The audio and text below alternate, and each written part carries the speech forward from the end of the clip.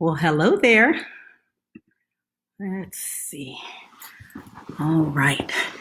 Well, welcome to week one of our book reading, This Present Darkness. I'm Pastor Trena, and I am excited to have our reading today. And we're going to start promptly at 5 p.m. So if you've joined early, I invite you to just relax, ensure that you're comfortable, and we'll get started in just a bit.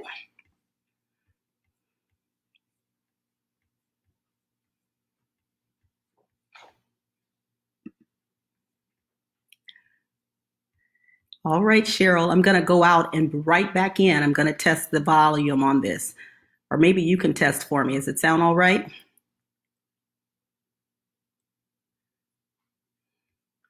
Wonderful, wonderful. Welcome, welcome. So glad to have you. You all let me know, how is the volume on this? Give me a thumbs up. Hey, Jennifer. I'm just checking to see the volume. Is the volume okay for you all?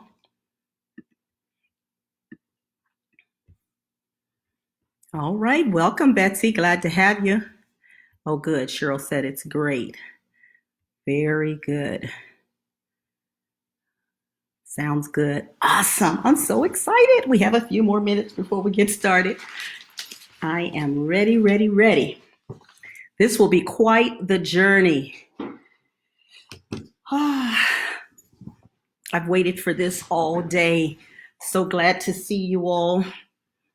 Renata, welcome. It sounds good, Antoinette. Awesome. I was trying to make sure I got comfortable and got some light. Gonna be going. Thank you all for being prompt. I'm really excited about this. How many of you have the book already? Let me see a thumbs up if you have it. It is not required. You don't need the book. Just checking to see. Just wondering.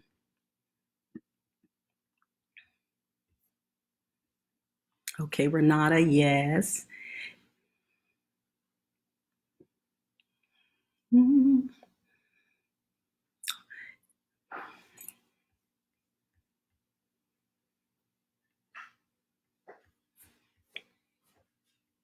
By the way, the video today will be saved on our Facebook page, VIP Facebook page, and I'm going to save it on mine as well. So if you have someone that couldn't join week one, they can pick us up for the following weeks and still get all of what they need.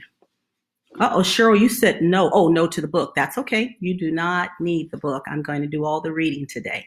So all you have to do is relax. I just wondered. I know there were some that said, oh, they were going to be getting the book.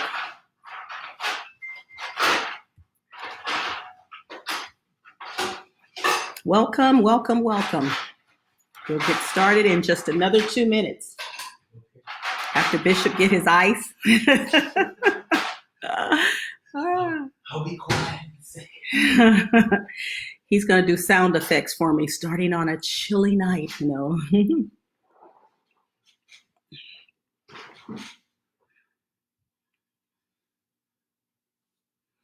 The foreword talks about what inspired this book, and Peretti wrote in the, because I always wonder that too. I wonder where they got this from. But basically, Peretti said nothing in particular.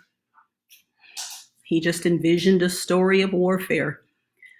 So, Vicky said, yeah, you loud back there, Bishop. So, okay, we're at 4:59 and I'm so excited. Me too, Sister Dolores. I am so excited and I'm so glad you all are here. Thank you for taking this journey with me. We have just another minute before we get started, according to my clock anyway. Let me get some water. I hope you all, what snacks do you all have? Are you all ready for this reading?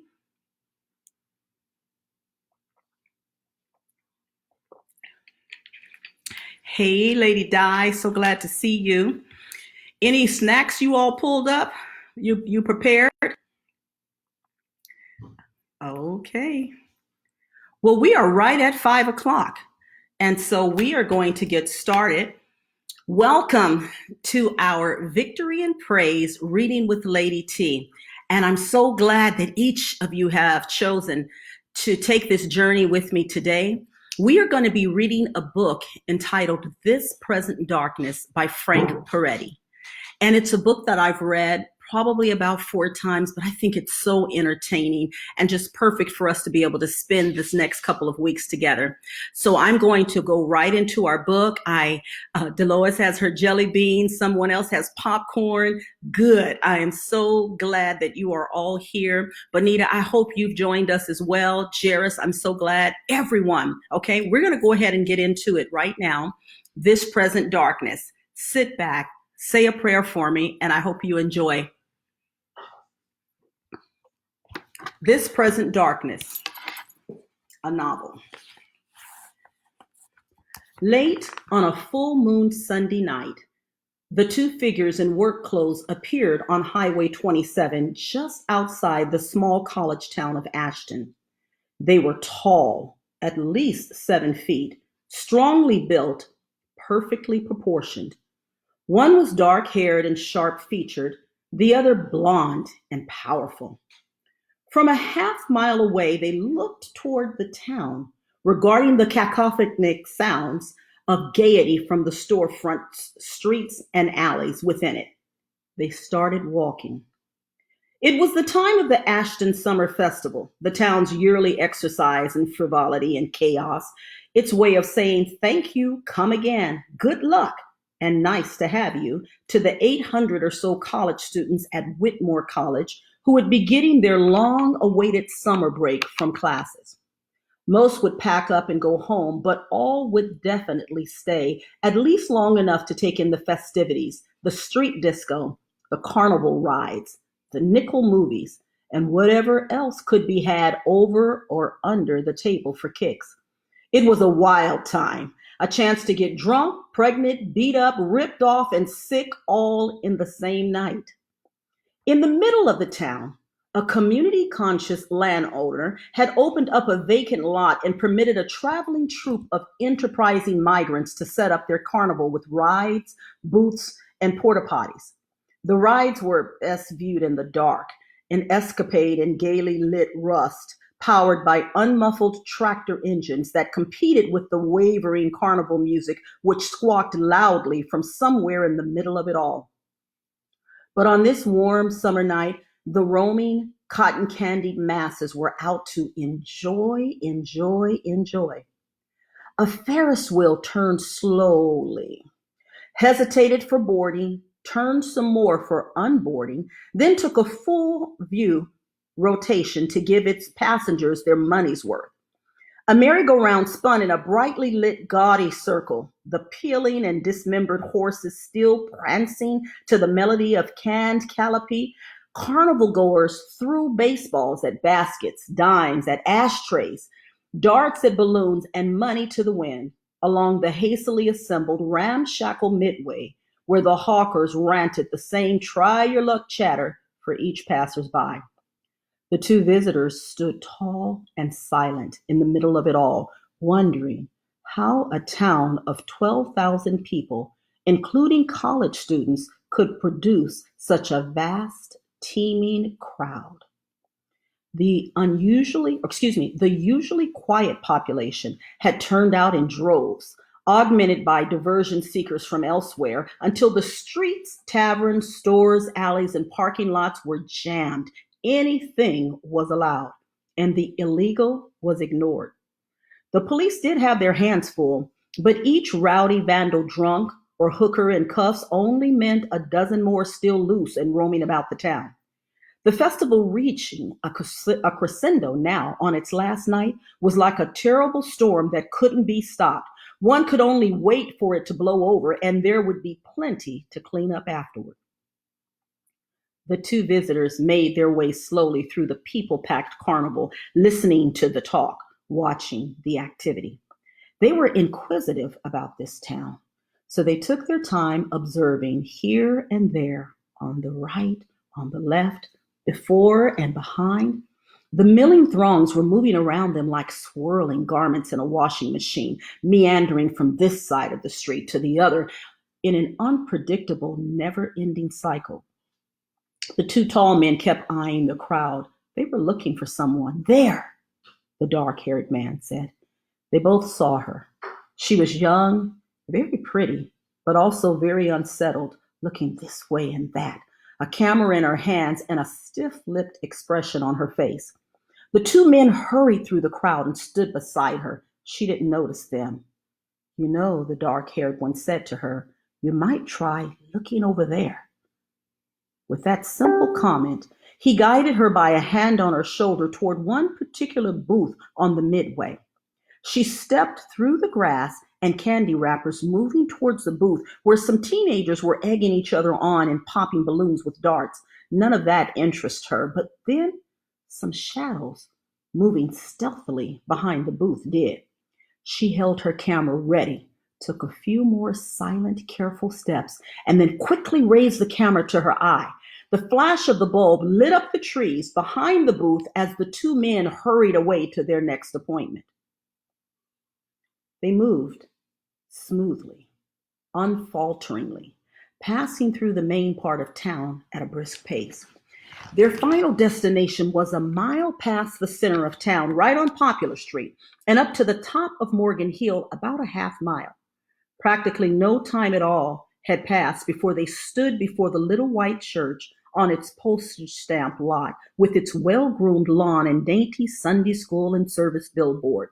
Across the top of the little billboard was the name Ashton Community Church, and in black letters hastily painted over whatever name used to be there, it said, Henry L. Bush, Pastor. They looked back. From this lofty hill, one could look over the whole town and see it spread from city limit to city limit. To the west sparkled the caramel-colored Carnival. To the east stood the dignified and matronly Whitmore College campus. Along Highway 27, Main Street through town, were the storefront offices, the small town-sized Sears, a few gas stations at war, a True Value Hardware, the local newspaper, several family businesses. From here, the town looked so typically American, small, innocent, and harmless, like the background for every Norman Rockwell painting. But the two visitors didn't perceive with eyes only. Even from this vantage point, the true substratum of Ashton weighed very heavily upon their spirits and minds. They could feel it.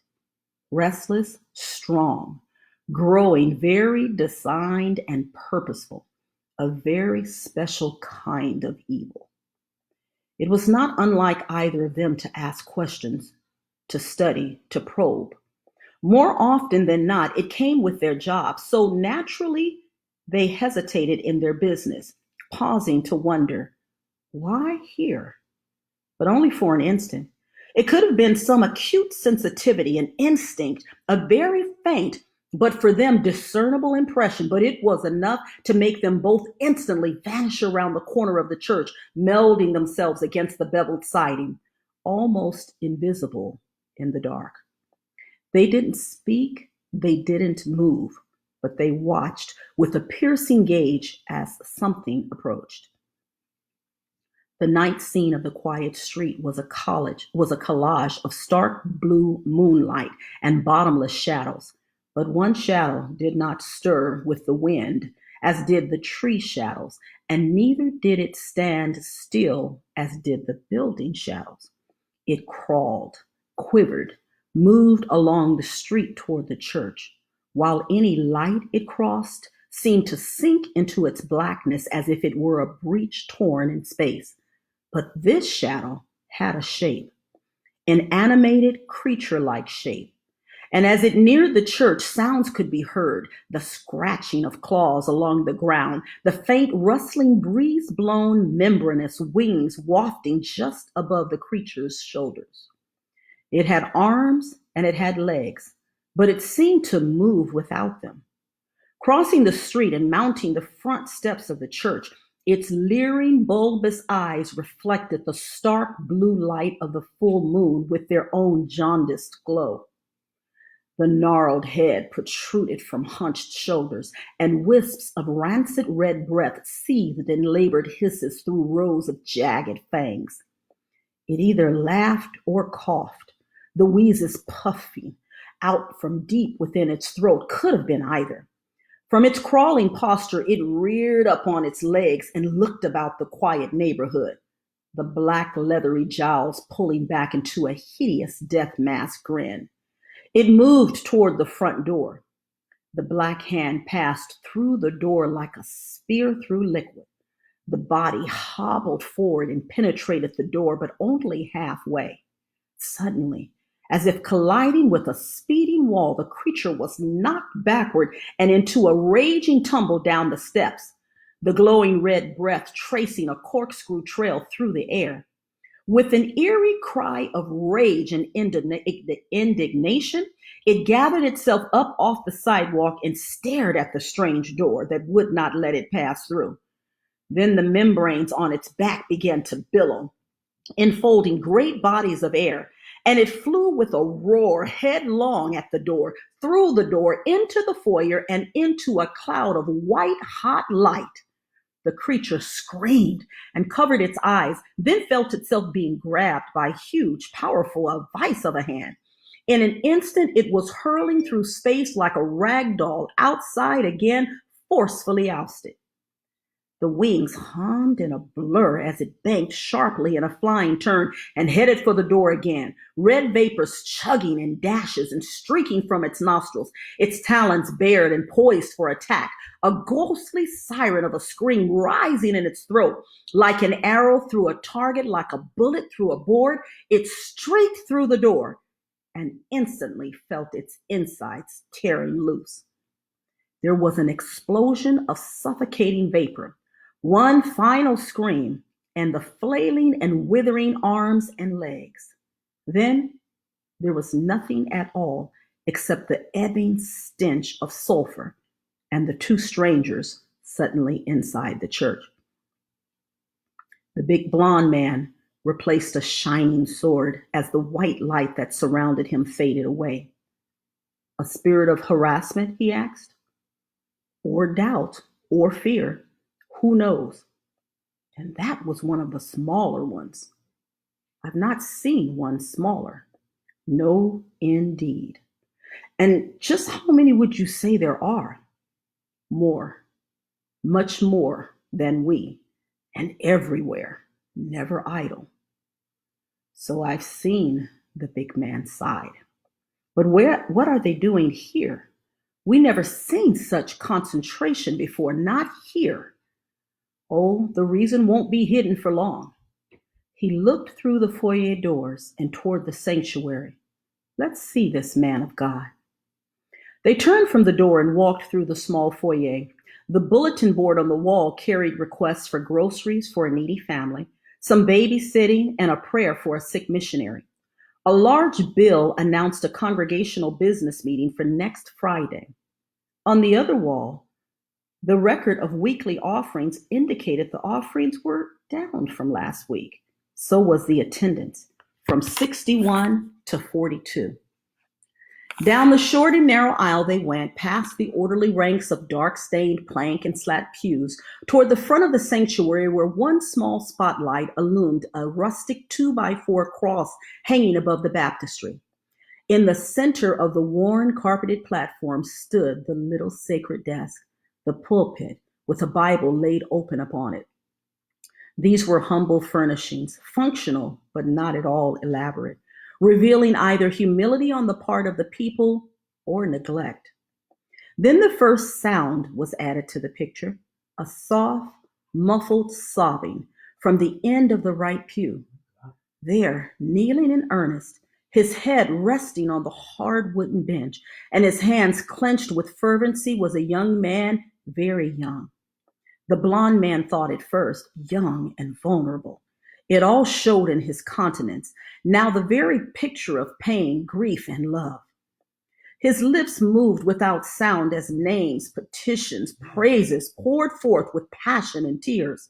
The two couldn't help but just stand there for a moment, watching, studying, pondering. The little warrior, said the dark-haired one. The big blond man formed the words himself in silence, looking down at the contrite man in prayer. Yes, he observed, this is the one. Even now he's interceding, standing before the Lord for the sake of the people, for the town. Almost every night he's here. At that remark, the big man smiled. He's not so insignificant. But he's the only one. He's alone. No, the big man shook his head. There are others. There are always others. They just have to be found. For now, his single vigilant prayer is the beginning. He's going to be heard. You know that. And so will the newspaper man. And so will we. But will we win? The big man's eyes seemed to burn with a rekindled fire. We will fight. We will fight, his friend agreed. They stood over the kneeling warrior on either side, and at that moment, little by little, like the bloom of a flower, white light began to fill the room. It illuminated the cross on the back wall, slowly brought out the colors and grain in every plank of every pew, and rose in intensity until the once plain and humble sanctuary came alive with an unearthly beauty. The walls glimmered, the worn rugs glowed, the little pulpit stood tall and stark as a sentinel backlit by the sun. And now the two men were brilliantly white, their former clothing transfigured by garments that seemed to burn with intensity. Their faces were bronzed and glowing, their eyes shone like fire, and each man wore a glistening golden belt from which hung a flashing sword. They placed their hands upon the shoulders of the young man, and then, like a gracefully spreading canopy, silken, shimmering, nearly transparent, the membranes began to unfurl from their backs and shoulders and rise to meet and overlap above their heads, gently undulating in a spiritual wind. Together, they ministered peace to their young charge, and his many tears began to subside. The Ashton Clarion was a small town, grassroots newspaper. It was little and quaint, maybe just a touch unorganized at times, unassuming. It was, in other words, the printed expression of the town of Ashton. Its offices occupied a small storefront space on Main Street in the middle of town, just a one-story affair with a large display window and a heavy toe-scuffed door with a mail slot. The paper came out twice a week, on Tuesdays and on Fridays, and didn't make a lot of money. By the appearance of the office and the layout of the facilities, you could tell it was a low-budget operation. In the front hall of the building was the office and newsroom area. It consisted of 3 desks, 2 typewriters, 2 wastebaskets, 2 telephones, 1 coffee maker without a cord, and what looked like all the scattered notes, papers, stationery, and office bric-a-brac in the world. An old worn counter from a torn down railroad station formed a divider between the functioning office and the reception area. And of course, there was a small bell above the door that jingled every time someone came in. Toward the back of this maze of a small scale activity was one luxury that looked just a little too big town for this place: a glassed in office for the editor. It was, in fact, a new addition. The new editor owner was a former big city reporter, and having a glassed-in editor's office had been one of his life's dreams. This new fellow, Marshall Hogan, a strong, big-framed hustler, whom his staff, the typesetter, the secretary reporter / ad girl, the paste-up man, and the reporter columnist, lovingly referred to as Attila the Hogan. He had brought the paper a few months ago, and the clash between his big city polish and their small town easy go still roused some confrontations from time to time. Marshall wanted a quality paper, one that ran efficiently and smoothly and made its deadlines, with a place for everything and everything in its place. But the transition from the New York Times to the Ashton Clarion was like jumping off a speeding train into a wall of half-set jello. Things just didn't click as fast in this little office, and the high-powered efficiency Marshall was used to had to give way to such Ashton Clarion quirks as saving all the coffee grounds for the secretary's compost pile, and someone finally turning in a long-awaited human interest story, but with parakeet droppings on it. On Monday morning, the traffic patterns were hectic. with no time for any weekend hangovers.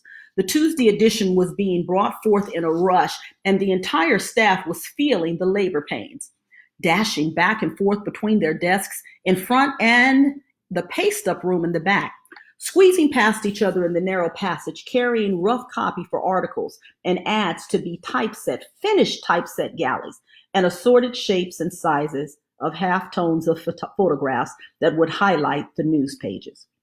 In the back, amid bright lights, cluttered work tables, and rapidly moving bodies, Marshall and Tom, the paste-up man, bent over a large bench-like easel, assembling Tuesday's Clarion out of bits and pieces that seemed to be scattered everywhere. This goes here. This can't. So we have to shove it somewhere else. This is too big. What will we use to fill this?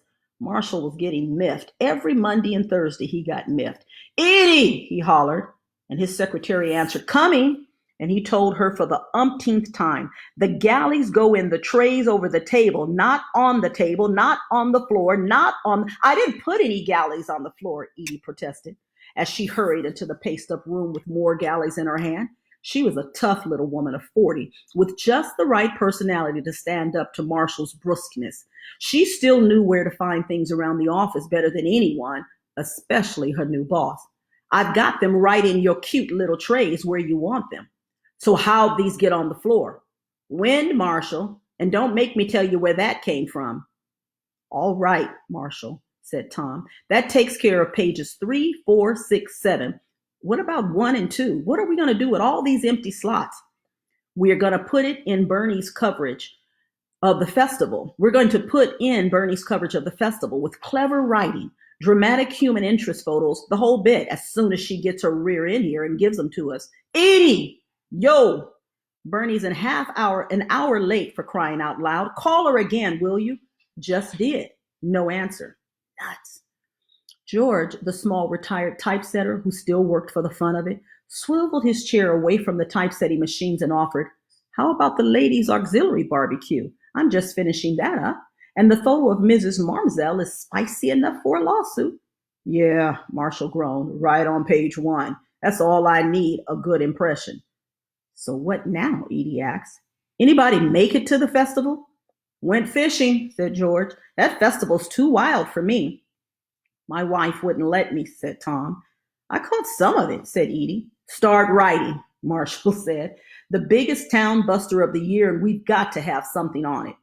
The phone rang. Saved by the bell, Eddie chirped as she picked up the phone in the back room extension. Good morning, the Clarion.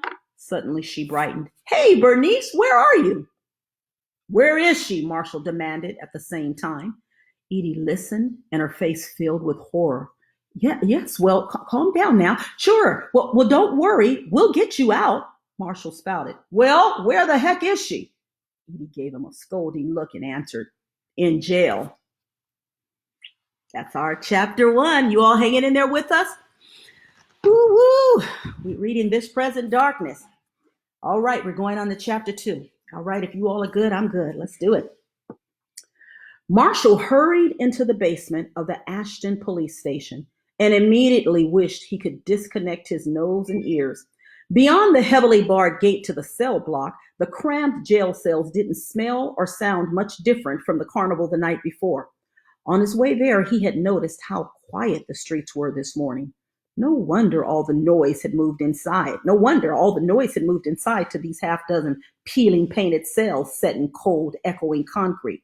Here were all the dopers, vandals, rowdies, drunks, and no goods the police could scrape off the face of the town, collected in what amounted to an overcrowded zoo.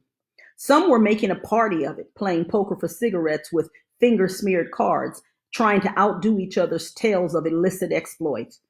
Towards the end of the cells, a gang of young bucks made obscene comments to a cage full of prostitutes with no better place to be than locked up. Others just slumped in corners in a drunken stew or depressed slump, or both. The remainder glared at him from behind the bars and made snide remarks, begged for peanuts. He was glad he had left Kate upstairs. Jimmy Dunlop, the new deputy, was stationed loyally at the guard desk, filling out forms and drinking strong coffee. Hey, Mr. Hogan, he said, you got right down here. I couldn't wait. I won't wait, he snapped. He wasn't feeling well. This had been his first festival, and that was bad enough, but he never expected, never dreamed of such a prolonging of the agony. He towered over the desk, his big frame shifting forward to accentuate his impatience. Well, he demanded. I'm here to get my reporter out of the can. Sure, I know that. Have you got a release? Listen, I just paid off those yo-yos upstairs. They were supposed to call you down here. Well, I haven't heard a thing, and I have to have authorization. Jimmy? Yeah? Your phone is off the hook. Oh. Marshall set the phone down right in front of him with a firmness that made the phone jingle in pain. Call him. Marshall straightened up. Watched Jimmy dial wrong, dial again, try to get through. He goes well with the rest of the town, Marshall thought, nervously running his fingers through his graying red hair. It was a nice town, sure. Cute, maybe a little dumb. Kind of like a bumbling kid who always got himself into jams. Things weren't really better in the big city, he tried to remind himself. Mr. Hogan? Jimmy asked, his hand over the receiver. Who was it you talked to? Kenny. Sergeant Kenny, please. Marshall was impatient. Let's have the key for the gate. I'll let her know I'm here. Jimmy gave him the key. He argued with Marshal Hogan before. A whoop of mock welcome poured out from the cells, along with hurled cigarette butts and whistled march tunes as he passed by. He lost no time finding the cell he wanted. All right, Kruger, I know you're in there. Come and get me, Hogan, came the reply from a desperate and somewhat outraged female voice down near the inn. Well, stick your arm out, wave at me or something. A hand stuck out through the bodies and the bars and gave him a desperate wave. He got there, gave the palm a slap, and found himself face to face with Bernice Kruger, Jailbird, his prize columnist and reporter. She was a young, attractive woman in her mid-20s with unkempt brown hair and large wire-rimmed glasses, now smudged. She had obviously had a hard night and was presently keeping company with at least a dozen women, some older, some shockingly younger, mostly trucked-in prostitutes. Marshall didn't know whether to laugh or spit. I won't mince words. You look terrible, he said. Only keeping with my vocation. I'm a hooker now. Yeah, one of us, a chunky girl sang out.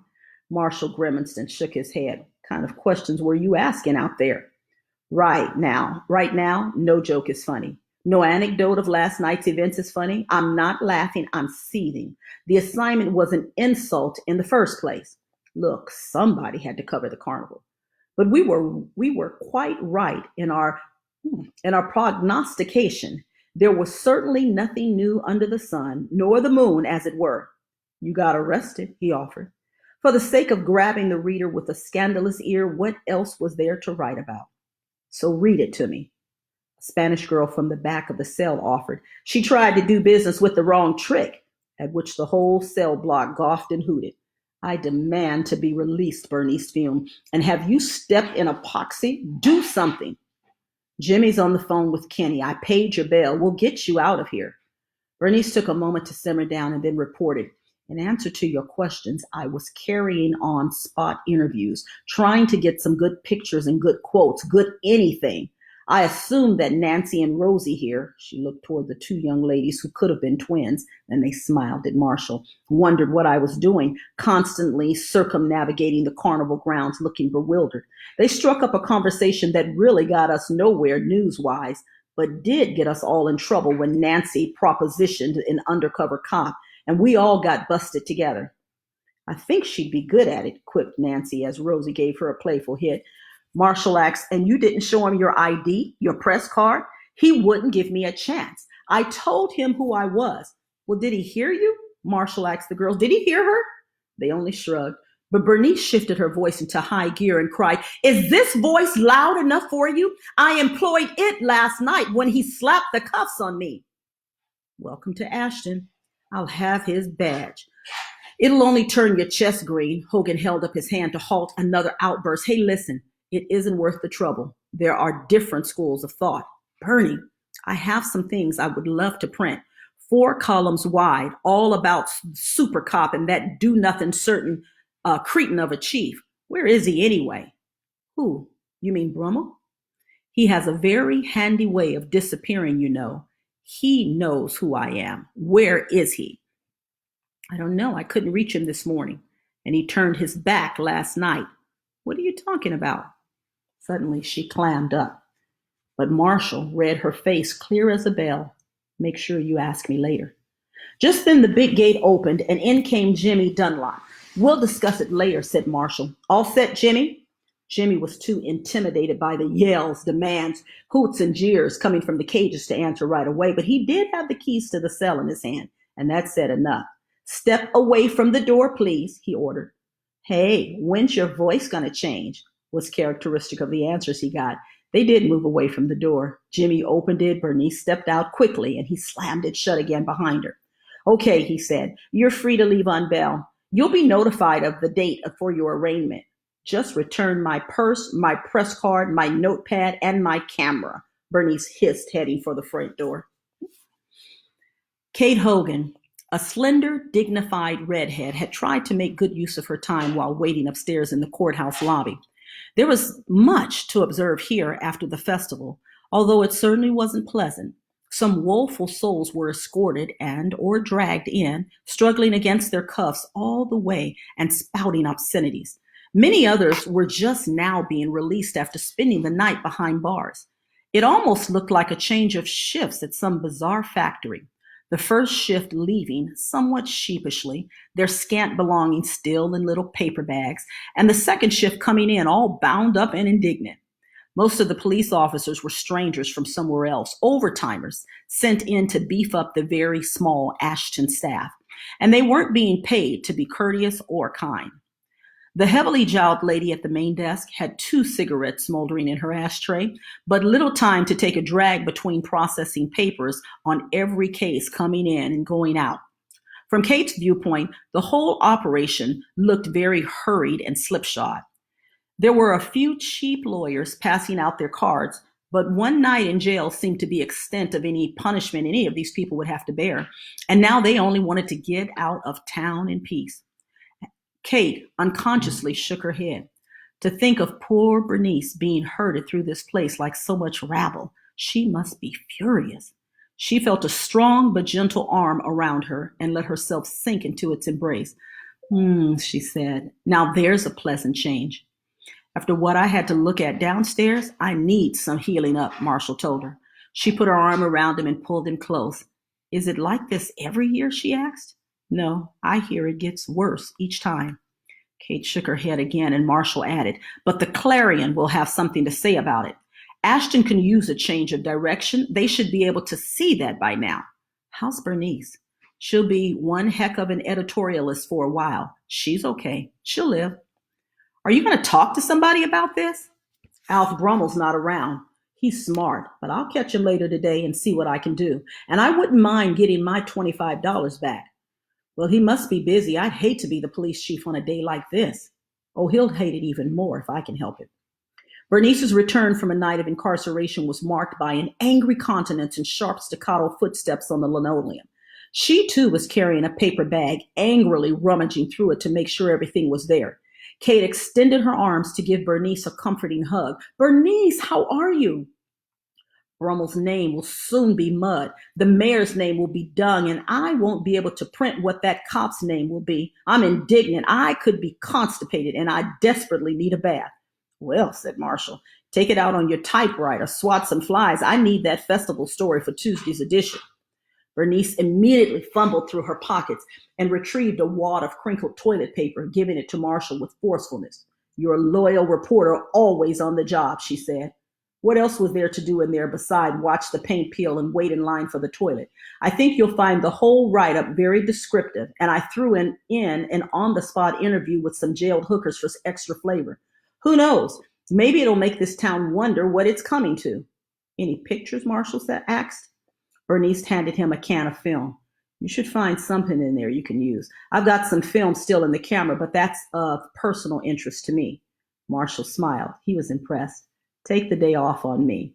Things will look better tomorrow. Perhaps by then I will have regained my professional objectivity.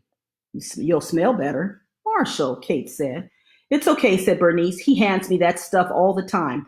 By now she had recovered her purse, press card, and the camera and threw the wadded paper bag spitefully into a trash can. So what's the car situation?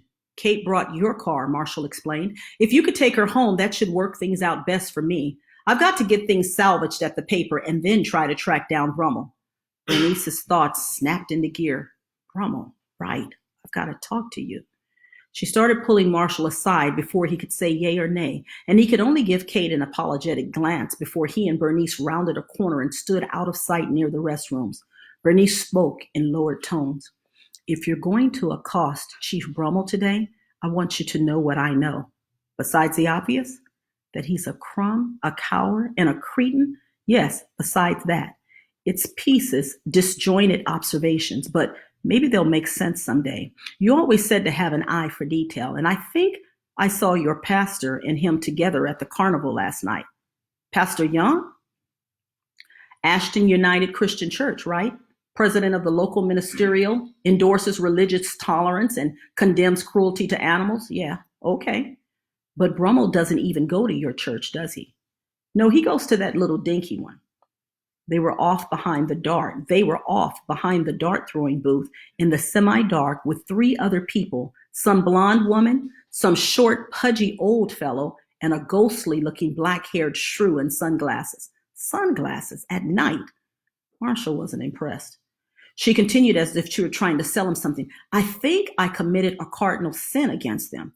I snapped their picture, and from all appearances, they didn't want that. Brummel was quite unnerved and stuttered at me. Young asked me in firm tones to leave. This is a private meeting. The pudgy fellow turned away, and the ghostly-looking woman just stared at me with her mouth open. Have you considered how this might all appear to you after a good bath and a decent night's sleep? Just let me finish, and then we'll find out, all right?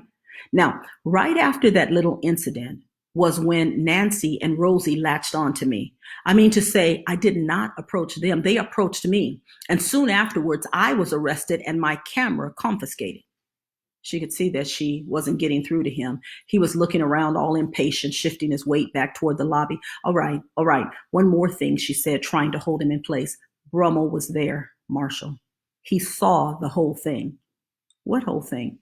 My arrest. I was trying to explain who I was to the cop. I was trying to show him my press card. He only took my purse and camera away from me and handcuffed me. And I looked over toward the dart throwing booth again, and I saw Brummel watching. He ducked out of sight right away, but I swear I saw him watching the whole thing. Marshall, I went over this all last night. I replayed it, and I think, well, I don't know what to think, but it has to mean something. To continue the scenario, Marshall ventured, the film is gone from your camera. Bernice checked. Oh, it's still in the camera, but that means nothing. Hogan sighed and thought the thing over. Okay, so shoot up the rest of the roll and try to get something we can use, right? Then develop it and we'll see. Can we go now? Have I ever made any impulsive, imprudent, overassuming mistakes like this before? Sure you have. Oh, come on now. Extend me a little grace just this once. I'll try to close my eyes. Your wife's waiting. I know. Marshall didn't quite know what to say to Kate when they rejoined. Sorry about this, he muttered. Now then, Kate said, trying to pick up from where they left out, we were talking about vehicles. Bernice, I had to drive your car here so you could have it to get home. Now, if you drop me off at our house, yes, right, said Bernice. And Marshall, I have a lot of things to do this afternoon. Can you pick up Sandy after her psychology class? Marshall didn't say a word, but his face showed a resounding no. Kate took a set of keys from her purse and handed them to Bernice. Your car is right around the corner next to ours in the press space. Why don't you bring it around? Bernice took her cue and went out the door. Kate held Marshall with a loving arm and searched his face for a moment. Hey, come on, try it. Just once. But cockfights are illegal in this state. If you ask me, she's just a chip off the old block. I don't know where I'll start, he said. Just being there to pick her up will mean something. Cash in on it. As they started for the door, Marshall looked around and let his gut senses feel things out. Can you figure this town, Kate? He said finally. It's like some kind of disease. Everybody's got the same weird disease around here. A sunny morning always helps make the previous night's problems seem a little less severe. That is what Hank Bush thought as he pushed open his front screen door and stepped out onto the small concrete stoop. He lived in a low rent, one bedroom house not far from the church, a little white box settled in one corner with beveled siding, small hedge yard, and mossy roof. It wasn't much and often seemed far less, but it was all he could afford on his pastor's salary. Well, he wasn't complaining. He and Mary were comfortable and sheltered, and the morning was beautiful. This was their day to sleep in, and 2 quarts of milk waited at the base of the steps. He snatched them up, looking forward to a bowl of milk-sodden Wheaties, a bit of distraction from his trials and tribulations. He had known trouble before. His father had been a pastor while Hank was growing up, and the two of them had lived through a great many glories and hassles, the kind that come with pioneering churches, pastoring, itinerating. Hank knew from the time he was young that this was the life he wanted for himself, the way he wanted to serve the Lord.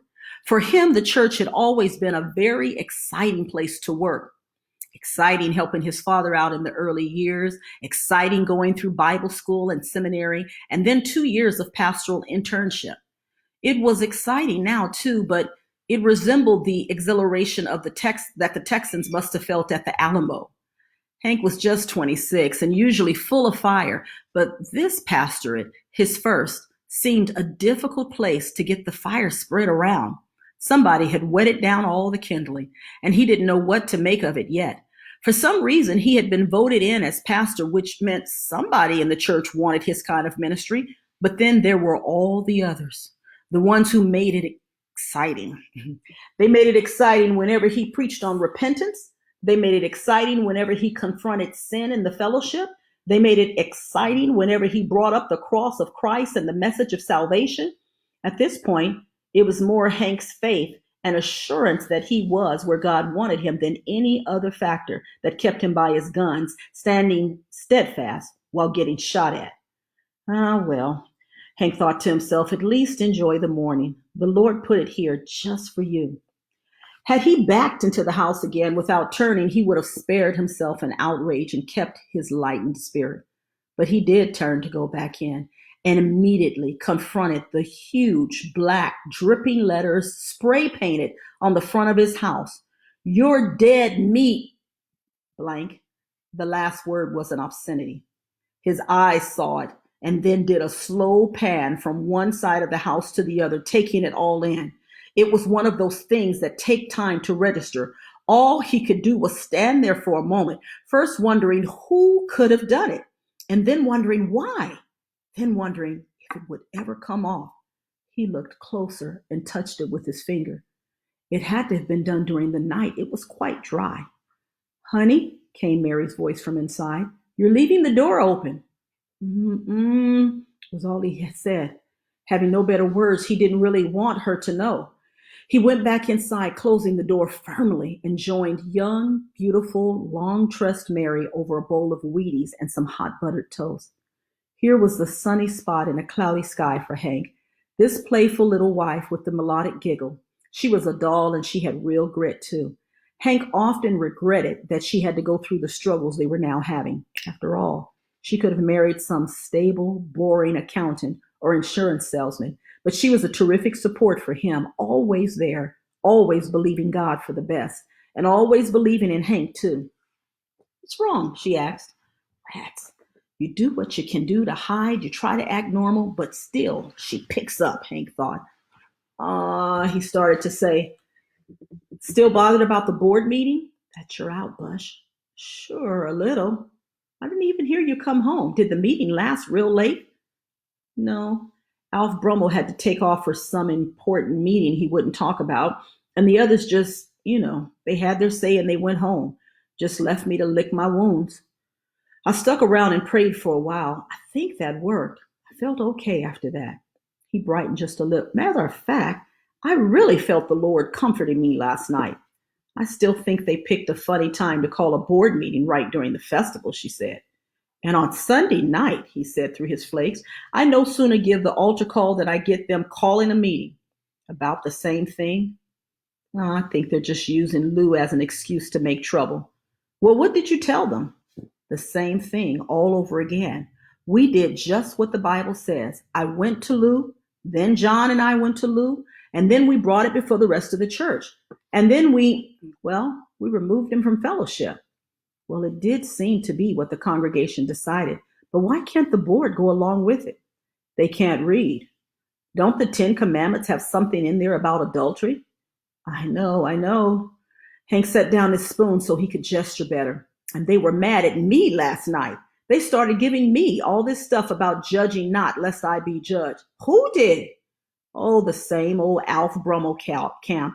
Alf, Sam Turner, Gordon Mayer, the old guard. Well, don't just let them push you around. They won't change my mind anyway. Don't know what kind of job security that gives me. Now Mary was getting indignant. Well, what on earth is wrong with Alf Brummel? Has he got something against the Bible or the truth or what? If it weren't this, it certainly would be something else. Jesus loves him, Mary, he cautioned.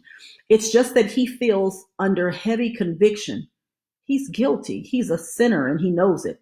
And guys like us will always bother guys like him. The last pastor preached the word and Alf didn't like it. Now I'm preaching the word and he still doesn't like it.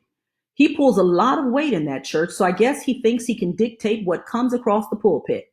Well, he can't. Not in my case, anyway. So why doesn't he just go somewhere else? Hank pointed his finger dramatically. Now that, dear wife, is a good question. There seems to be a method in his madness, like it's his mission in life to destroy pastors. It's just the picture they keep painting of you. You're just not like that. Yes. Painting. Are you ready? Ready for what? Hank drew a breath, sighed it out, and then looked at her. We had some visitors last night. They painted a slogan on the front of the house. What? Our house? Well, our landlord's house. She got up. Where? She went out the front door, her fuzzy slippers scuffing on the front walk. Oh, no! Hank joined her, and they drank in the view together. It was still there, as real as ever. Now that makes me mad, she declared. But now she was crying. What did we ever do to anybody? I think we were just talking about it, Hank suggested. Mary didn't catch what he said, but she had a theory of her own, the most obvious one. Maybe the festival. It always brings out the worst in everyone. Hank had his own theory, but said nothing. It had to be someone in the church, he thought. He'd been called a lot of things, a bigot, a heel dragger, an overly moral troublemaker. He had even been accused of being a homosexual and of beating his wife. Some angry church member could have done this, perhaps a friend of Lou Stanley, the adulterer, perhaps Lou himself. He would probably never know, but that was all right. God knew. All right, 2 down, 2 to go. Let's get yourselves adjusted in your chairs. Take a deep breath. I think I'll grab some water. How are you guys? You hanging in there with me? That's pretty cool. 53 minutes in.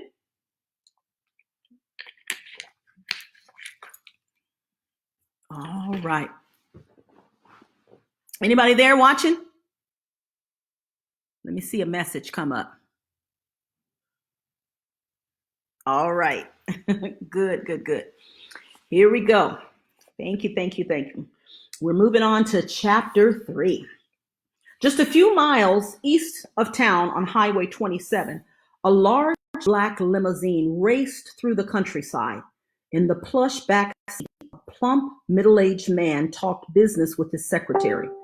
A tall and slender woman with long, jet black hair and a pale complexion.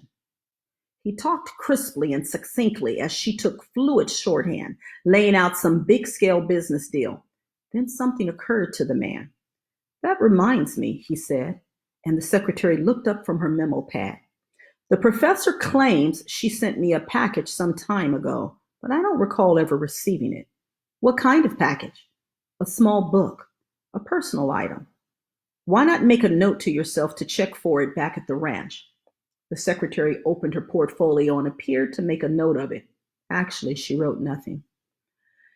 It was Marshall's second visit to Courthouse Square in the same day. The first time was to get Bernice bailed out, and now it was to pay a visit to the very man Bernice wanted to string up, Alf Brummel, the chief of police. After the Clarion finally got to press, Marshall was about to call Brummel, but Sarah, Brummel's secretary, called Marshall first and made an appointment for 2 o'clock that afternoon. That was a good move, Marshall thought. Brummel was calling for a truce before the tanks began to roll. He pulled his Buick into his reserved parking space in front of the new courthouse complex and paused beside his car to look up and down the street, surveying the aftermath of the festival's final Sunday night death throes. Main Street was trying to be the same old Main Street again, but to Marshall's discerning eye, the whole town seemed to be walking with a limp, sort of tired, sore, sluggish. The usual little gaggles of half-hurried pedestrians were doing a lot of pausing, looking, head shaking, regretting. For generations, Ashton had taken pride in its grassroots warmth and dignity and had striven to be a good place for its children to grow up. But now there were inner turmoils, anxieties, fears, as if some kind of cancer was eating away at the town and invisibly destroying it. On the exterior, there were the store windows now replaced with unsightly plywood, the many parking meters broken off, the litter and broken glass up and down the street. But even as the store owners and businessmen swept up the debris, there seemed to be an unspoken sureness that the inner problems would remain. The troubles would continue. Crime was up, especially among the youth. Simple, common trust in one's neighbor was diminishing. Never had the town been so full of rumors, scandals, and malicious gossip. In the shadow of fear and suspicion, life here was gradually losing its joy and simplicity, and no one seemed to notice or know why. Marshall headed into Courthouse Square. The square consisted of two buildings tastefully garnished with willows and shrubs facing a common parking lot. On one side was the classy two-story brick courthouse, which also housed the town's police department in the somewhat decadent basement cell block. One of the other town's 3 squad cars was parked outside. On the other side was the two-story glass-fronted town hall, housing the mayor's office, the town council, and the other decision makers. Marshall headed for the courthouse. He went through the unimposing plain doorway marked police and found the small reception area empty. He could hear voices from down the hall and behind some of the closed doors, but Sarah, the secretary, seemed temporarily out of the room. No, behind the receptionist's formica-topped counter, a huge file was slowly rocking back and forth, and grunts and groans were coming up from below. Marshall leaned over the counter to see a comical sight. Sarah, on her knees, dress or no dress, was in the middle of a blue-streak struggle with a jammed file drawer that had entangled itself with her desk. Apparently, the score was file drawer 3, Sarah shins 0, and Sarah was a poor loser. So were her pantyhose. She let out an ill-timed curse just as her eye caught him standing there, and by then it was too late to rebuild her usual poised image. Oh, hi, Marshall. Wear your marine boots next time. They're better for kicking things in. At least they knew each other, and Sarah was glad for that. Marshall had been in this place often enough to become well acquainted with most of the staff. These, she said with the tone of an articulate tour guide, are the infamous file cabinets of Mr. Alf Brummel, chief of police. He just got some fancy new cabinets, so now I've inherited these. Why I have to have them in my office is beyond me, but upon his express orders, here they must stay. They're too ugly to go in his office. But khaki, it's him, you know. Oh well, maybe a little decoupage would cheer them up. If they must move in here, the least they can do is smile. Just then the intercom buzzed. She pressed the button and answered, "Yes, sir." Brummel's voice squawked out of the little box. "Hey, my security alarm is flashing." "Sorry, that was me. I was trying to get one of your file drawers shut." "Yeah, right. Well, try to rearrange things, will you?" "Marshall Hogan is here to see you." "Oh, right. Send him in." She looked up at Marshall and only shook her head pathetically. "Got an opening for a secretary?" she muttered. Marshall smiled. She explained, "He's got these files right next to the silent alarm button. Every time I open a drawer, the building's surrounded." With a goodbye wave, Marshall went to the nearest office door and let himself into Brummel's office. Alf Brummel stood and extended his hand, his face exploding in a wide ivory smile. Hey, there's the man. Hey, Alf. They shook hands as Brummel ushered Marshall in and closed the door. Brummel was a man somewhere in his 30s, single, a one-time hotshot city cop with a big buck lifestyle that belied his policeman's salary. He always came on like a likable guy, but Marshall never really trusted him. Come to think of it, he didn't like him that much either. Too much teeth showing for no reason. Well, Marshall grinned. Have a seat, have a seat. He was talking again before either man's cushion could compress. Looks like we made a laughable mistake this weekend. Marshall recalled the sight of his reporter sharing a cell with prostitutes. Bernice didn't laugh the whole night, and I'm out of $25. Well, said Brummel, reaching into his top desk drawer, that's why we're having this meeting, to clear this whole thing up. Here. He produced a check and handed it to Marshall. This is your refund on that bail money, and I want you to know that Bernice will be receiving an official signed apology from myself and this office. But Marshall, please tell me what happened. If I'd have just been there, I could have put a stop to it. Bernie says you were there. I was? Where? I know I was in and out of the station all night, but no, she saw you there at the carnival. Brummel forced a wider grin. Well, I don't know who it was she saw in actuality, but I wasn't at the carnival last night. I was busy here. Marshall had too much momentum by now to back off. She saw you right at the time she was being arrested. Brummel didn't seem to hear that statement. But go on and tell me what happened. I need to get to the bottom of this. Marshall halted his attack abruptly. He didn't know why. Maybe it was out of courtesy. Maybe it was out of intimidation. Whatever the reason, he began to rattle the story off in neat, almost news copy form, much the way he'd heard it from Bernice, but he cautiously left out the implicating details she'd shared with him. As he talked, his eyes studied Brummel's office, and any particular details in decor, layout, agenda. It was mostly reflex. Over the years, he had developed a knack of observing and gathering information without looking like he was doing it. Maybe it was because he didn't trust this man, but even if he did, once a reporter, always a reporter. He could see that Brummel's office belonged to a fastidious man, from the highly polished, orderly desk right down to the pencils in the desk caddy, every point honed to perfect sharpness. Along one wall, where the ugly filing cabinets used to stand, stood a very attractive set of shelves and cabinets of oil-rubbed oak with glass door panels and a brass hardware. Say, moving up in the world, huh, Alf? Marshall quipped, looking toward the cabinets. Like them? Love them. What are they?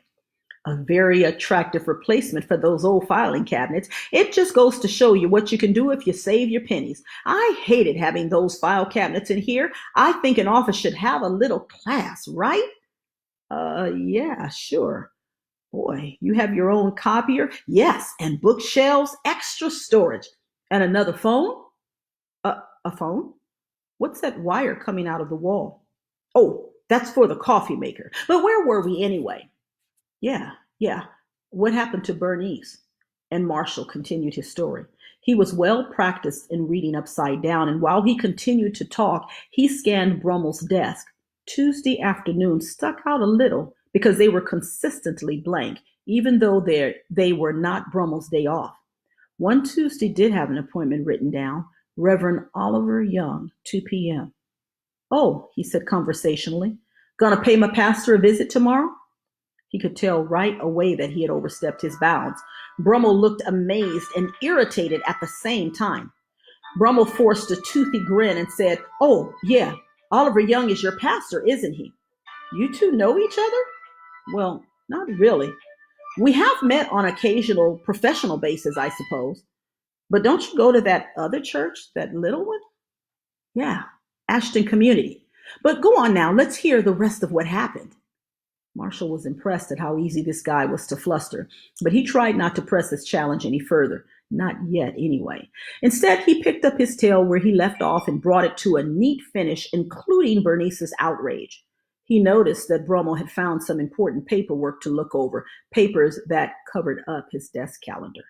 Marshall asked, Say, Just who was this turkey cop who wouldn't let Bernice identify herself? An outsider, not even on our force here.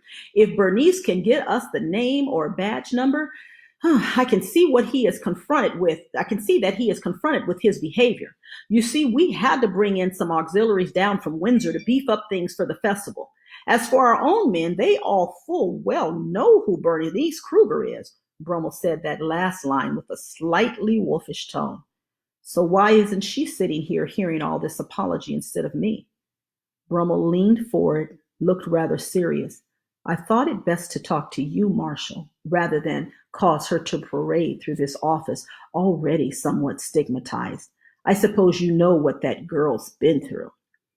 Okay, thought Marshall, I'll ask. I'm new in town, Alf. She hasn't told you? And you'd love to. It slipped out and it stung. Brummel sank back in his chair just a little and studied Marshall's face. Marshall was just now thinking that he didn't regret what he said. I'm upset, in case you hadn't noticed. Brummel started a new paragraph. Marshall, I wanted to see you personally today because I wanted to heal this thing up. So let's hear what you have to say about Bernice. Brummel, you better choose your words carefully, Marshall thought. Well, Brummel stammered, suddenly put on the spot, I thought you might want to know about it in case you find the information helpful in dealing with her. You see, it was several months before you took over the paper that she herself came to Ashton. Just a few weeks before that, her sister, who had been attending the college, committed suicide. Bernice came to Ashton with a fierce vindictiveness, trying to solve the mystery surrounding her sister's death, but we all knew it was just one of those things for which there will never be an answer. Marshall was silent for a significant amount of time. I didn't know that. Brummel's voice was quiet and mournful as he said, she was positive that it had to be some kind of foul play. It was quite an aggressive investigation she had going. Well, she does have a reporter's nose. Oh, that she does. But you see, Marshall, her arrest, it was a mistake, a humiliating one, quite frankly. I really didn't think she would want to see the inside of this building for some time to come. Do you understand now? But Marshall wasn't sure he did. He wasn't even sure he'd heard all of it. He suddenly felt very weak, and he couldn't figure out where his anger had gone so quickly. And what about his suspicions? He knew he didn't buy everything this guy was saying, or did he? He knew Brummel had lied about not being at the carnival, or had he? Or did I just hear him wrong? Or where were we anywhere? Anyway, come on, Hogan. Didn't you get enough sleep last night? Marshall? Marshall looked into Brummel's gazing gray eyes, and he felt a little numb, like he was dreaming. Marshall, Brummel said, I hope you understand. You do understand now, don't you? Marshall had to force himself to think, and he found it helped not to look at Brummel in the eye for a moment. It was a stupid beginning, but it was the best he could do. Hey, yeah, Alf, I think I see your point. You did the right thing, I suppose.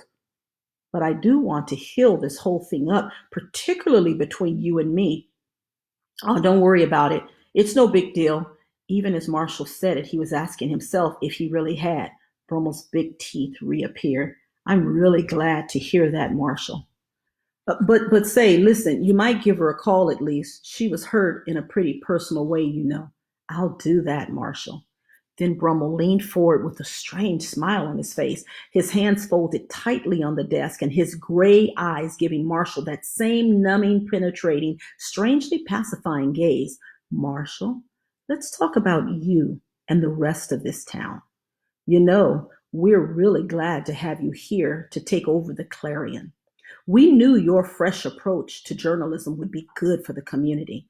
I can be straightforward in saying that the last editor was rather injurious to the mood of this town, especially toward the end.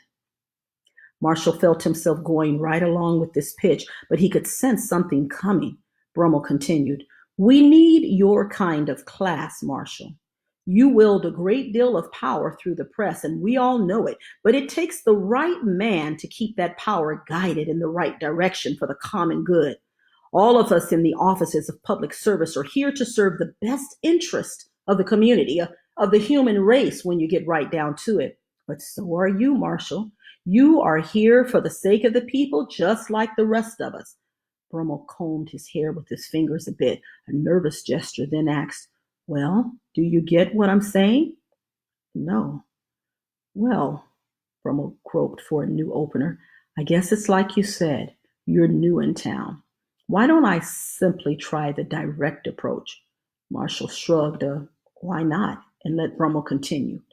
"It's a small town, first of all, and that means that one little problem, even between a handful of people, is going to be felt and worried about by almost everyone else. And you can't hide behind anonymity because there simply is no such thing. Now, the last editor didn't realize that and really caused some problems that affected the whole population. He was a pathological soapboxer. He destroyed the good faith of the people in their local government, their public servants, each other, and ultimately himself. That hurt. It was a wound in our side, and it's taken time for all of us to heal up for that. I'll cap it off by telling you, for your own information, that that man finally had to leave this town in disgrace. He'd molested a 12-year-old girl. I tried to get the case settled as quietly as I could, but in this town, it was really awkward, difficult. I did what I felt I did what I felt would cause the least amount of trouble and pain for the girl's family and the people at large. I didn't press for any legal proceedings against this man, provided he leave Ashton and never show his face around here again. He was agreeable to that, but I'll never forget the impact it made, and I doubt that the town has ever forgotten it. Which brings us to you. And we, the public servants, and also the citizens of this community. One of the greatest reasons I regret this mix up with Bernice is that I really desired a good relationship between this office and the Clarion, between myself and you personally, and I'd hate to see anything ruin that. We need unity around here, camaraderie, a good community spirit. He paused for effect. Marshall, we'd like to know that you'll be standing with us and working towards that goal. Then came the pause and the long, expectant gaze. Marshall was on. He shifted around a little in his chair, sorting through his thoughts, probing his feelings, almost avoiding those gazing gray eyes. Maybe this guy was on the up and up, or maybe this whole little speech was some sly diplomatic ploy to shy him away from whatever Bernice may have stumbled upon. But Marshall couldn't think straight or even feel straight. His reporter had been arrested falsely and thrown into a sleazy jail for the night, and he didn't seem to care anymore. This toothy-smiled police chief was making a liar out of her, and Marshall was buying it. Come on, Hogan. Remember why you came down here. He just felt so tired. He kept recalling why he had moved to Ashton in the first place. It was supposed to be a change of lifestyle for him and his family, a time to quit fighting and scratching the big city intrigues and just get down to the simpler stories, things like high school paper drives and cats up a tree. Maybe it was just a force of habit from all those years at the Times that made him think he had to take on Brummel like some kind of inquisitor. For what? More hassles? More crying out loud? How about a little peace and quiet for a change? Suddenly, and contrary to his better instincts, he knew there was nothing at all to worry about. Bernice's film would be just fine, and the pictures would prove that Brummel was right and Bernice was wrong, and Marshall really wanted it to be that way. But Brummel was still waiting for an answer, still giving him that numbing gray gaze. Marshall began, and now he felt stupidly awkward in trying to get started. Listen, I really am tired of fighting, Alf. Maybe I was raised that way. Maybe that's what made me good at my job with the Times, but I did decide to move here, and that's got to say something. I'm tired, Alf, and not any younger. I need to heal up. I need to learn what being human and living in a town with other humans is really like. Yes, said Brummel, that's it. That's exactly it. So, don't worry. I'm here after some peace and quiet, just like everybody else. I don't want any fights. I don't want any trouble. You've got nothing to fear from me. Brummel was ecstatic and shot out his hand to shake on it. As Marshall took the hand and they shook, He almost felt he had sold part of his soul. Did Marshall Hogan really say that? I must be tired, he thought. Before he knew it, he was standing outside Brummel's door. Apparently, the meeting was over. After Marshall was gone and the door was safely closed, Alf Brummel sank into his chair with a relieved sigh and just sat there for a while, staring into space, recuperating, building up the nerve for his next difficult assignment. Marshall Hogan was just the warm-up as far as he was concerned. The real test was coming up. He reached for his telephone, pulled it a little closer, stared at it for a moment, and then dialed the number. Hank was just touching up his paint job on the front of the house when the phone rang and Mary called. "Hank, it's Alf Brummel." Wow, Hank thought, and here I am with a loaded paintbrush in my hand. I wish he were standing here. He confessed his sin to the Lord on his way to answer the phone. "Hi there," he said. In his office, Brummel turned his back to the door to make it a private conversation, even though he was alone, and spoke in a lowered voice. "Hi, Hank. This is Alf. I thought I should call you this morning and see how are you since last night." "Oh," said Hank, feeling like a mouse in a cat's mouth. "I'm okay, I guess. Better, maybe. So you've given it some thought?" "Oh, sure, I've thought a lot about it. I've prayed about it, rechecked the word regarding some questions. Sounds like you haven't changed your mind." "Well, if the word of God would change, then I'd change. But I guess the Lord won't back down from what he says, and you know where that leaves me." "Hank, you know the congregational meeting is this Friday." "I know that." Hank, I'd really like to help you. I don't want to see you destroy yourself. You've been good for the church, I think. But what can I say? The division, the bickering, it's all about to tear that church apart. Who's bickering? Oh, come on. And for that matter, who called that congregational meeting in the first place? You? Sam? Gordon? I have no doubt that Lou is still at work out there, as well as whoever it was that painted on the front of my house. We're just concerned, that's all. You're fighting against what's best for the church. That's funny. I thought I was fighting against you. But did you hear me? I said someone painted on the front of my house. What? Painted what? Hank let him have it all. Brummel let out a groan. "Aw, Hank, that's sick. And so is Mary, and so am I. Put yourself in our position. Hank, if I were in your position, I'd reconsider. Can't you see what's happening? Word's getting around now, and you're setting the whole town against you. That also means the whole town's going to be set against our church before long, and we have to survive in this town, Hank. We're here to help people, to reach out to them, not drive a wedge between ourselves and the community. I preach the gospel of Jesus Christ, and there are plenty who appreciate it. Just where is this wedge you're talking about?" Brummel was getting impatient. "Hank, learn from the last pastor. He made the same mistake. Look what happened to him." "I did learn from him. I learned that all I have to do is give up, bag it, bury the truth in a drawer somewhere so it won't offend anybody. Then I'll be fine, everybody will like me, and we'll be all one happy family again." Apparently, Jesus was misguided. He could have kept a lot of friends by wilting and just plain politics, but you want to be crucified. I want to save souls. I want to convict sinners. I want to help newborn believers grow up in the truth. If I don't do that, I'll have a lot more to fear than you and the rest of the board. I don't call that love, Hank. I love you all, Alf. That's why I give you your medicine, and that goes especially for Lou. Brummel pulled a big gun. "Hank, have you considered that he could sue you?" There was a pause at the other end. Finally, Hank said, "No. He could sue you for damages, slander, defamation of character, mental anguish, who knows what else." Hank drew a deep breath and called on the Lord for patience and wisdom. "You see the problem," he said finally. "Too many people don't know or don't want to know what the truth is anymore. We don't stand for something, so we fall for anything. And now guys like Lou get themselves into a fog where they can hurt their own families, start their own gossip, ruin their own reputations, make themselves miserable in their sin, and then look for someone else to blame. Just who's doing what to whom?" Brummel only sighed. "We'll talk it all out on Friday night. You will be there?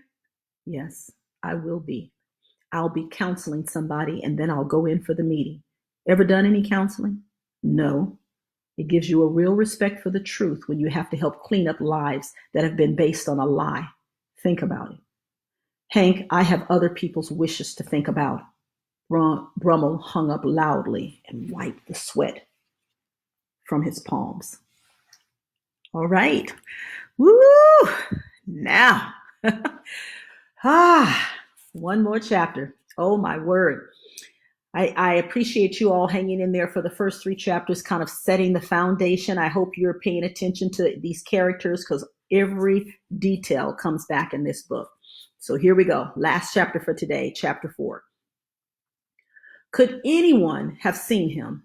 The initial impression would not have been so much his reptilian, warded appearance as the way his figure seemed to absorb light and not return it, as if he was more a shadow than an object, a strange, animated hole in space. But this little spirit was invisible to the eyes of men, unseen and immaterial, drifting over the town, banking one way and then the other, guided by will and not wind, his swirling wings quivering in a grayish blur as they propelled him. He was like a high-strung little gargoyle, his hide a slimy, bottomless black, his body thin and spider-like, half humanoid, half animal, totally demon. Two huge yellow cat eyes bulged out of his face, darting to and fro, piercing, searching. His breath came out in short, sulphurous gasps, visible as glowing yellow vapor. He was carefully watching and following his charge, the driver of a brown Buick moving through the streets of Ashton far below. Marshall got out of the Clarion's office just a little early that day. After all the morning's confusion, it was a surprise to find Tuesday's Clarion already off to the printer and the staff gearing up for Friday. A small town paper was just about the right pace. Perhaps he could get to know his daughter again. Sandy. Yes, sir. Beautiful redhead, their only child. She had nothing but potential, but had spent most of her childhood with an overtime mother and a hardly there father. Marshall was successful in New York, all right, at just about everything except being the kind of father Sandy needed. She had always let him know about it, too. But as Kate said, the two of them were too much alike. Her cries for love and attention always came out like stabs, and Marshall gave her attention all right, like dogs give to cats. No more fights, he kept telling himself. No more picking and scratching and hurting. Let her talk. Let her spill how she feels, and don't be harsh with her. Love her for who she is. Let her be herself. Don't try to corral her. It was crazy how his love for her kept coming out like spite, with anger and cutting words. He knew he was only reaching for her, trying to bring her back. It just never worked. Oh, well, Hogan, try again, and don't blow it this time. He made a left turn and could see the college ahead, the Whitmore College campus. It looked almost like most American campuses, beautiful, with stately old buildings that made you feel learned just to look at them. Wide, neatly lawned plazas with walkways and carefully laid patterns of brick and stone. Landscaping with rocks, greenery, statuary. It was everything a good college should be, right down to the 15-minute parking spaces. Marshall parked the Buick and set out in search of Stewart Hall, home of the psychology department, and Sandy's last class for the day. Whitmore was a privately endowed college founded by some landholder as a memorial to himself back in the early 20s.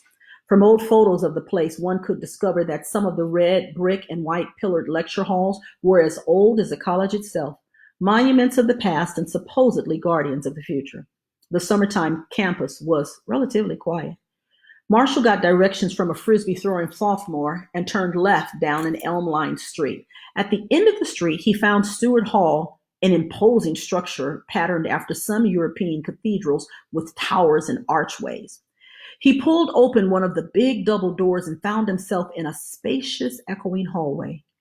The close of the big doors made such a reverberating thunder off the vaulted ceilings and smooth walls that Marshall thought he had disturbed every class on the floor. But now he was lost. This place had 3 floors and some 30 classrooms, and he had no idea which one was Sandy's. He started walking down the hall, trying to keep his heels from tapping too loudly You couldn't even get away with a burp in this place. Sandy was a freshman this year. Their move to Ashton had been just a little late, so she was enrolled in summer classes to catch up. But all in all, it had been the right point of transition for her. She was an undeclared major for now, feeling her way and taking prerequisites. Where a class in psychology of self fit into all that Marshall couldn't guess, or where a class in psychology of self fit into, Marshall couldn't guess, but he and Kate weren't out to rush her. From somewhere down the cavernous hall echoed the indistinguishable but well ordered words of a lecture in progress, a woman's voice. He decided to check it out. He moved past several classroom doors, their little black numbers steadily decreasing, then a drinking fountain, then restrooms, and ponderously ascending stone and iron staircase. Finally, he began to make out the words of the lecture as he drew near room 101. So, if we settle for a simple ontological formula, I think, therefore I am, that should be the end of the question. But be does not presuppose meaning. Yeah, here was more of that college stuff, that funny conglomeration of $64 words which impress people with your academic prowess but can't get you a paying job. Marshall smirked to himself a little bit. Psychology. If all those shrinks could just agree for a change, it would help. First, Sandy blamed her snotty attitude on a violent birth experience, and then what was it? Poor potty training? Her new thing was self-knowledge, self-esteem, identity. She already knew how to be hung up on herself. Now they were teaching it to her in college. He peeked in the door and saw a theater arrangement with rows of seats built in, steadily rising levels towards the back of the room, and the small platform in front with the professor lecturing against a massive blackboard backdrop. And meaning doesn't necessarily come from thinking. For some have said that the self is not the mind at all, and the mind actually denies the self and inhibits self-knowledge. Whoosh. For some reason, Marshall had expected an older woman, skinny, her hair in a bun, wearing horn-rimmed glasses with a little beady chain looped around her neck. But this one was a startling surprise, something right out of a lipstick or fashion commercial. Long blonde hair, trim figure, deep dark eyes that twitched a bit but certainly needed no glasses, horn-rimmed or otherwise. Then Marshall caught the glint of deep red hair, and as he saw Sandy sitting toward the front of the hall, listening intently and feverishly scrawling notes, bingo, that was easy. He decided to slip in quietly and listen to the tail end of the lecture. It might give him some idea of what Sandy was learning, and then they'd have something to talk about. He stepped silently through the door and took one of the empty seats in the back. Then it happened. Some kind of radar in the professor's head must have clicked on. She honed in on Marshall sitting there and simply would not look away from him. He had no desire to draw any attention to himself. He was rapidly getting too much of that anyway from the class, so he said nothing. But the professor seemed to examine him, searching his face as if it were familiar to her, as if she were trying to remember someone she had known before. The look that suddenly crossed her face gave Marshall a chill. She gave him a knife-like gaze, like the eyes of a treed cougar. He began to feel a corresponding defense instinct twisting a knot in his stomach. Is there something you want? The professor demanded, and all Marshall could see were her two piercing eyes. I'm just waiting for my daughter, he answered. His tone was courteous. Would you like to wait outside? She said, and it wasn't a question. And he was out in the hall. He leaned against the wall, staring at the linoleum, his mind spinning, his senses scrambled, his heart pounding. He had no understanding of why he was there, but he was out in the hall just like that. How? What happened? Come on, Hogan, stop shaking. Think. He tried to replay it in his mind, but it came back slowly, stubbornly, like recalling a bad dream. That woman's eyes. The way they looked told him she somehow knew who he was, even though they had never met, and he had never seen or felt such hate. But it wasn't just the eyes. It was also the fear, the steadily rising, face-draining, heart-pounding fear that had crept into him for no reason with no visible cause. He had been scared half to death by nothing. It made no sense at all. He had never run or backed down from anything in his life, but now, for the first time in his life, for the first time, the image of Alf Brummel's gazing gray eyes flashed across his mind, and the weakness returned. He blinked the image away and took a deep breath. Where was the old Hogan gut strength? Had he left it back in Brummel's office? But he had no conclusions, no theories, no explanations, only derision for himself. He muttered, "So I gave in again, like a rotted tree?" And like a rotted tree, he leaned against the wall and waited. In a few minutes, the door to the lecture hall burst open and students began to fan outward like bees from a hive. They ignored him so thoroughly that Marshall felt invisible, but that was fine with him for now. Then came Sandy. He straightened up, walked toward her, started to say hello, and she walked right by. She didn't pause, smile, return his greeting in anything. He stood there dumbly for a moment, watching her walk down the hall toward the exit. Then he followed. He wasn't limping, but for some reason he felt like he was. He wasn't really dragging his feet, but they felt like lead weights.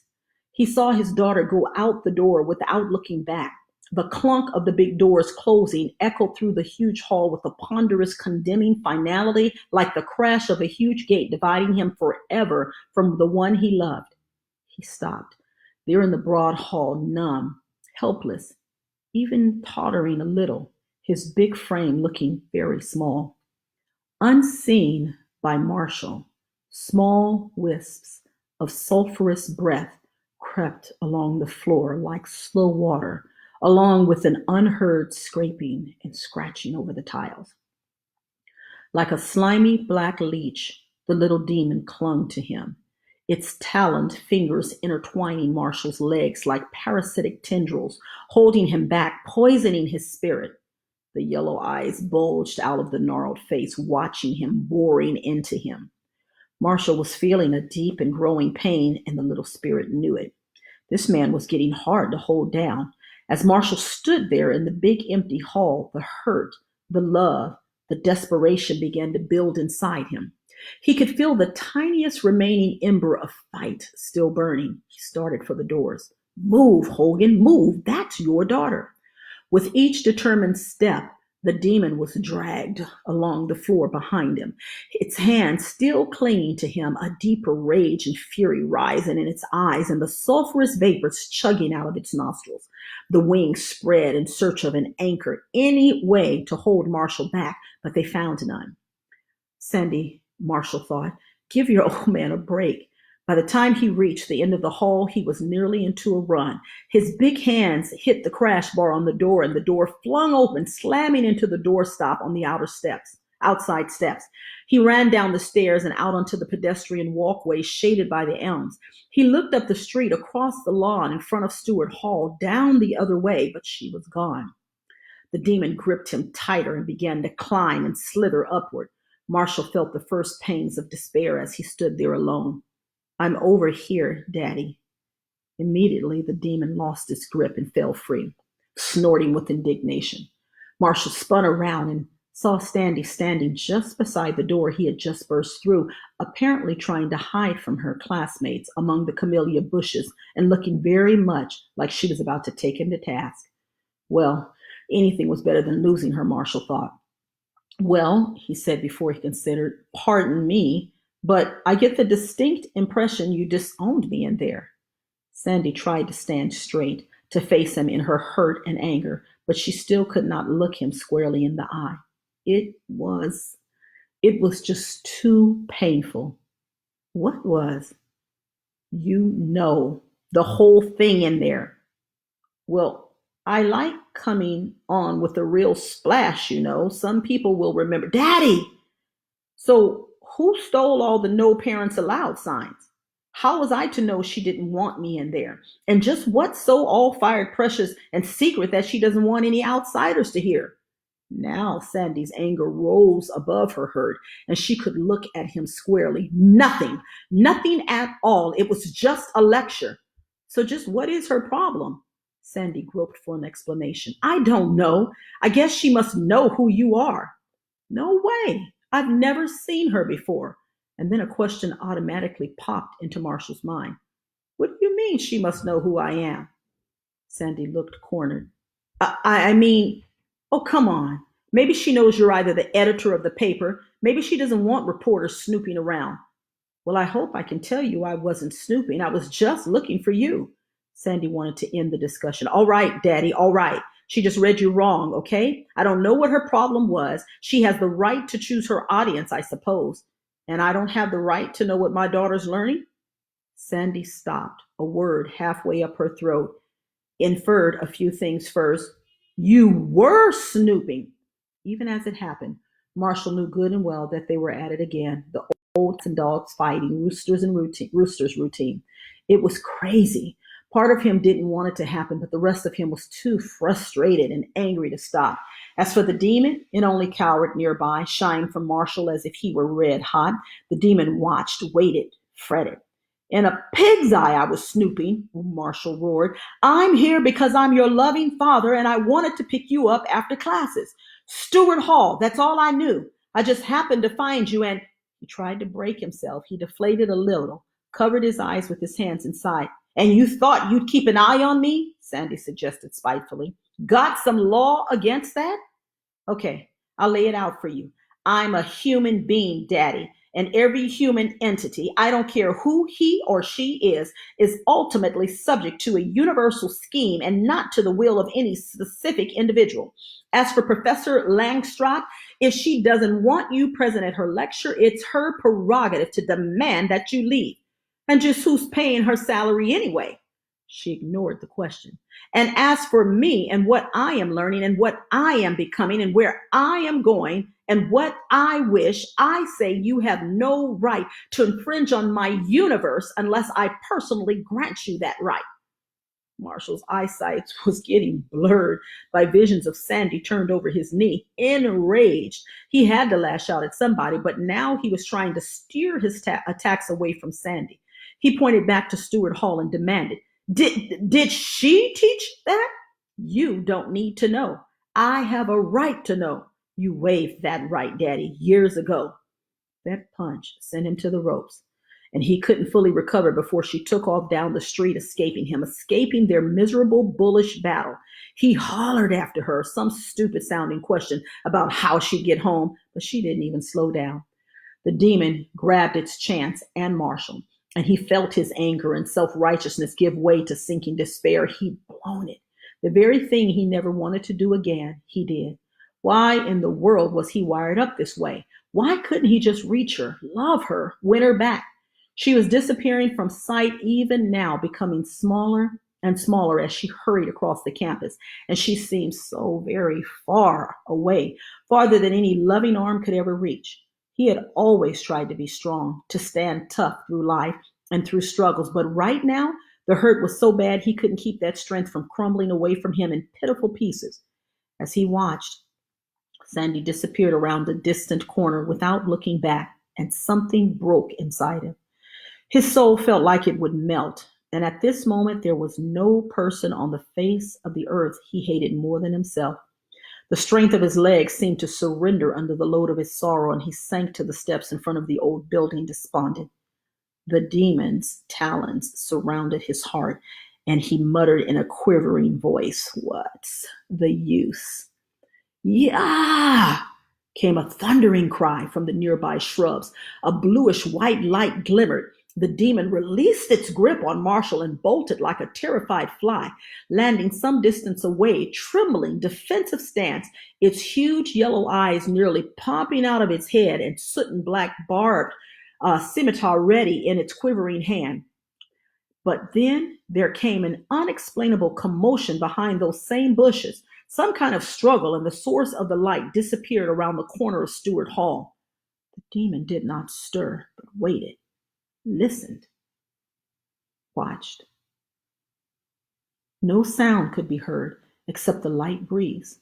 The demon stalked ever so cautiously back to where Marshall still sat, went past him and peered through the shrubbery and around the corner of the building. Nothing. As if held for this entire time, a long, slow breath of yellow vapor curled in lacy wisps from the demon's nostrils. Yes, It knew what it had seen. There was no mistaking it. But why had they fled? Woo! All right. Ladies and gentlemen, this has been your first 4 chapters of This Present Darkness, a novel by Frank Peretti. And I thank you so much for joining me. We were at 1 hour and 40 minutes so far. So that will be about the length of our gathering, something right under 2 hours, depending on 4 chapters. And I recognize it's a long read, but we have 45 chapters, and I'm hoping at least to get through it in about 10 weeks, because we don't know how long we'll be sheltered in place. And I wanted to make sure I can get through all of the reading for you. So yes, it all begins. Good book. Listen, thank you for joining me. I will be back here next Monday, 5 p.m., ready for our next 4 chapters. And will be hard for me not to read ahead. Don't you all leave me if you read, okay? But we're going to pick it up right there. Things are about to get heated and exciting in the little town of Ashton. So I thank you so much. I love you all. And we will see you in a little bit. All right. See you next week. Have a good evening and be safe. We love you. Let's say a quick prayer, actually, while you're here. Why not? Oh, Father God, we love you and we thank you. I thank you, God, for the start of this reading room. I thank you, Lord, that we just are all leaned in to see what we can glean from this book, learn from the lessons of the little pastor Hank that's praying against all odds and all of the things that's coming against him, things seen and unseen. God, we know that you are in control of everything in our lives. So I pray a prayer now over all of the individuals that was in this reading room and those that will watch it in the coming days. God, please protect them, keep them safe. Let them know that you are surrounding them. Father, allow it to awaken a new prayer life in each and every one of us. And we do, Lord, we are careful to give your name the praise, all the glory, and all the honor. And these things we ask in Jesus' name. Amen. All right. See you all next week. God bless.